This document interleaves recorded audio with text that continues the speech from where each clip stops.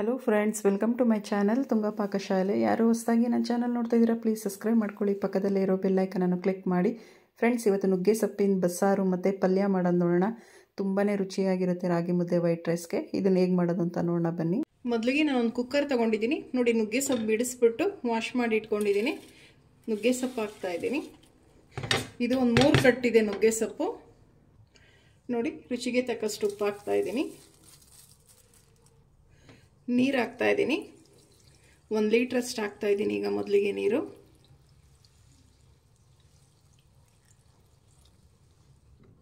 ಮತ್ತೊಮ್ಮೆ ಅರ್ಧ ಲೀಟ್ರ್ ಹಾಕ್ತಾ ಇದ್ದೀನಿ. 1.5 ಲೀಟ್ರಷ್ಟು ನೀರು ಹಾಕಿದ್ದೀನಿ. ನುಗ್ಗೆ ಸೊಪ್ಪು ಜಾಸ್ತಿ ಇದೆ.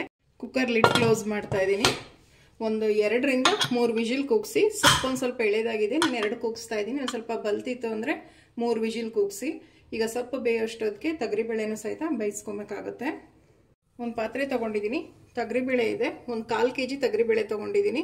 ವಾಶ್ ಮಾಡಿಬಿಟ್ಟು ತೊಗೊಂಡಿದ್ದೀನಿ. ಈಗ ತೊಗರಿಬೇಳೆ ಹಾಕ್ತಾ ಇದ್ದೀನಿ. ಸೊಪ್ಪು ಜಾಸ್ತಿ ಇರೋದ್ರಿಂದ ನಾನು ಒಂದು 1/4 kg ತೊಗೊಂಡಿದ್ದೀನಿ. ನೋಡಿ, ಒಂದು 10 ಒಣಮೆಣ್ಸಿನ್ಕಾಯಿ ತೊಗೊತಾ ಇದ್ದೀನಿ ಖಾರಕ್ಕಿದು. ನೀವು ಒಣಮೆಣ್ಸಿನ್ಕಾಯಿ ಬೇಡ ಅಂದರೆ ಹಸಿರು ಮೆಣಸಿನ್ಕಾಯಿ ಸಹಿತ ಯೂಸ್ ಮಾಡ್ಬೋದು. ಮೀಡಿಯಮ್ ಸೈಜ್ದು ಒಂದು ಟೊಮೆಟೊ ಹಾಕ್ತಾ ಇದ್ದೀನಿ. ತೊಗರಿಬೇಳೆ ಬೇಯೋಷ್ಟು ಮಾತ್ರ ನಾನು ಇಲ್ಲಿ ನೀರು ಸೇರಿಸ್ತಾ ಇದ್ದೀನಿ. ಒಂದು ಟೈಮ್ ಮಿಕ್ಸ್ ಮಾಡಿ ನಾನಿಲ್ಲಿ ಒಂದು 3/4 ಲೀಟ್ರಷ್ಟು ನೀರು ಸೇರಿಸಿದ್ದೀನಿ. ಈಗ ಸ್ಟವ್ ಹಚ್ಕೊಳ್ಳೋಣ. ಈಗ ತೊಗರಿಬೇಳೆ ಬೇಯಿಸ್ಕೊಬೇಕಾಗತ್ತೆ. ತೊಗರಿಬೇಳೆ ಎಲ್ಲ ಚೆನ್ನಾಗಿ ಬೇಯಬೇಕು ಅಂದರೆ ಸಾಫ್ಟಾಗಿ ಬೇಯಬಾರ್ದು. ಒಂದು ಮೀಡಿಯಮ್ ಆಗಿ ಬೆಂದರೆ ಸಾಕಾಗುತ್ತೆ. ನೋಡಿ, ತೊಗರಿಬೇಳೆಗೆ ಎಷ್ಟು ಬೇಕೋ ಅಷ್ಟು ಉಪ್ಪು ಹಾಕ್ತಾ ಇದ್ದೀನಿ. ನಾವೀಗ ಆಲ್ರೆಡಿ ನುಗ್ಗೆ ಸೊಪ್ಪು ಹಾಕಿರ್ತೀವಿ, ಸೊ ಅದಕ್ಕೆ ತೊಗರಿಬೇಳೆಗೆ ಎಷ್ಟು ಬೇಕೋ ಅಷ್ಟು ಮಾತ್ರ ಹಾಕಿ, ಇಲ್ಲಾಂದರೆ ಉಪ್ಪಾಗ್ಬಿಡುತ್ತೆ. ಸಾಂಬಾರು ಇರ್ಬೋದು, ತೊಗರಿಬೇಳೆ ಎಲ್ಲ ಒಂದು ಟೈಮ್ ಮಿಕ್ಸ್ ಮಾಡಿ. ಈಗ ತೊಗರಿಬೇಳೆ ಬೇಯಲಿ. ನೋಡಿ, ತೊಗರಿಬೇಳೆ ಎಲ್ಲ ಚೆನ್ನಾಗಿ ಬೆಂದಿದೆ. ಇಷ್ಟು ಬೆಂದರೆ ಸಾಕು. ನೋಡಿ, ಸಾಕು. ತುಂಬಾ ಮೆತ್ತಗಾಗಿ ಬೇಯಿಸಬಾರ್ದು. ಚೆನ್ನಾಗಿ ಬೆಂದಿದೆ, ಸಾಕು ಇಷ್ಟು. ಈಗ ನೀರೆಲ್ಲ ಬಸ್ಕೊಳ್ಳೋಣ.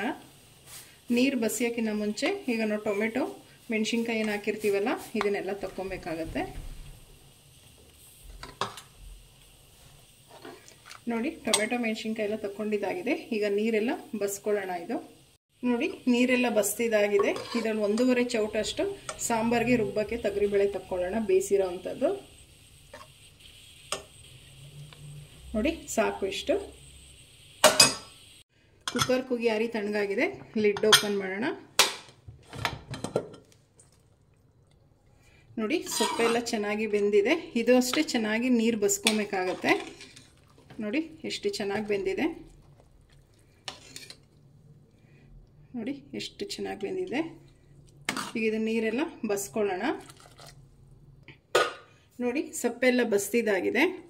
ಇದೊಂದು ಸ್ವಲ್ಪ ಆರಿ ತಣ್ಣಗಾಗಬೇಕು ಪಲ್ಯ ಮಾಡೋದಕ್ಕೆ. ಒಂದು ಸ್ವಲ್ಪ ಚೆನ್ನಾಗಿ ಆರಿ ತಣ್ಣಗಾಗಲಿ. ಅಷ್ಟರಲ್ಲಿ ಸಾಂಬಾರು ಮಾಡ್ಕೊಳ್ಳೋಣ. ಒಂದು ಮಿಕ್ಸಿ ಜಾರ್ ತೊಗೊಂಡಿದ್ದೀನಿ. ಅರ್ಧ ಸುಟ್ಟಿರುಳ್ಳಿ ಹಾಕ್ಕೊತಾ ಇದ್ದೀನಿ. ಅರ್ಧ ಹಸಿ ಈರುಳ್ಳಿ. 1 ಈರುಳ್ಳಿಲಿ ಅರ್ಧ ಸುಟ್ಟಿರೋದು, ಅರ್ಧ ಹಸಿ ತೊಗೊಂಡಿದ್ದೀನಿ. ಒಂದು ಅರ್ಧ ಗೆಡ್ಡೆ ಬೆಳ್ಳುಳ್ಳಿ, ಒಂದು ಅರ್ಧ ಗೆಡ್ಡೆ ಸುಟ್ಟಿರೋ ಅಂಥದ್ದು ಸಿಪ್ಪೆ ಸುಳಿದ್ಬಿಟ್ಟು ತೊಗೊಂಡಿದ್ದೀನಿ. 1 ಗೆಡ್ಡೆಯಲ್ಲಿ ಅರ್ಧ ಸುಟ್ಟಿರೋದು, ಅರ್ಧ ಹಸಿದು ಹಾಕ್ಕೊಂಡಿದ್ದೀನಿ. ಒಂದು 1/4 ಟೀ ಸ್ಪೂನ್ ಜೀರಿಗೆ, ಒಂದು 1/4 ಟೀ ಸ್ಪೂನ್ ಮೆಣಸು ತೊಗೊಂಡಿದ್ದೀನಿ. ಟೊಮೆಟೊ ಮತ್ತು ಮೆಣಸಿನ್ಕಾಯಿ ಹಾಕ್ತಾ ಇದ್ದೀನಿ. 1 ಟೇಬಲ್ ಸ್ಪೂನ್ ತೆಂಗಿನ ತುರಿ ಹಾಕ್ತಾ ಇದ್ದೀನಿ. ನಾವು ತೊಗರಿಬೇಳೆ ಬೇಯಿಸಿರೋದು ಇಟ್ಟಿಟ್ಕೊಂಡಿದ್ವಲ್ಲ ಅದನ್ನು ಹಾಕ್ತಾ ಇದ್ದೀನಿ. ತೊಗರಿಬೇಳೆನ,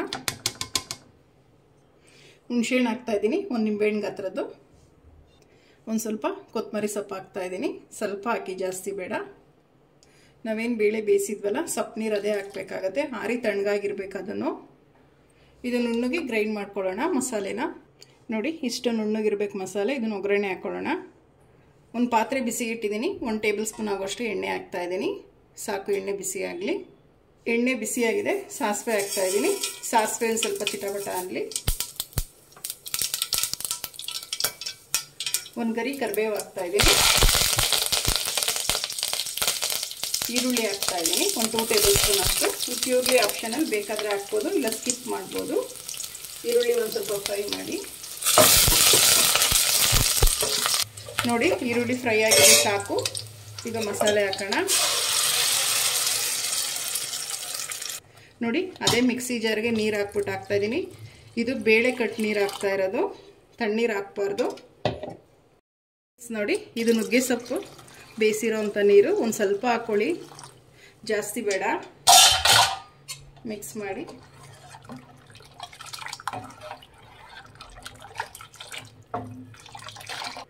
ನೋಡಿ, ಬೇಳೆ ಬೇಯಿಸಿರೋಂಥ ನೀರೇ ಹಾಕ್ತಾ ಇದ್ದೀನಿ. ಮಿಕ್ಸ್ ಮಾಡಿ. ಗಟ್ಟಿ ಇತ್ತು ಸಾಂಬಾರು. ನೋಡಿ, ಸಾಕು, ಇಷ್ಟು ಮುದ್ದೆ ಕರೆಕ್ಟಾಗಿದೆ. ಇದು ಸಾಂಬಾರು ಒಂದು ಕುದಿ ಕುದೀಲಿ. ನೋಡಿ, ಸಾಂಬಾರು ಒಂದು ಕುದಿ ಬಂದಿದೆ, ಸಾಕು. ನೋಡಿ ಎಷ್ಟು ಚೆನ್ನಾಗಾಗಿದೆ. ಈಗ ಲಾಸ್ಟಿಗೆ ಒಂದು ಸ್ವಲ್ಪ ತೆಂಗಿನಕಾಯಿ ತುರಿ ಹಾಕ್ತಾ ಇದ್ದೀನಿ. ಒಂದು ಅರ್ಧ ಟೇಬಲ್ ಸ್ಪೂನ್ ಸಾಕು. ಈಗ ಸಾಂಬಾರು ರೆಡಿ ಆಯಿತು. ಪಲ್ಯ ಮಾಡ್ಕೊಳ್ಳೋಣ. ಒಂದು ಅಗಲವಾಗಿರೋ ಬಾಣಲಿ ತೊಗೊಂಡಿದ್ದೀನಿ. ಒಂದು 2 ಟೇಬಲ್ ಸ್ಪೂನ್ ಆಗೋಷ್ಟು ಎಣ್ಣೆ ಹಾಕ್ತಾ ಇದ್ದೀನಿ.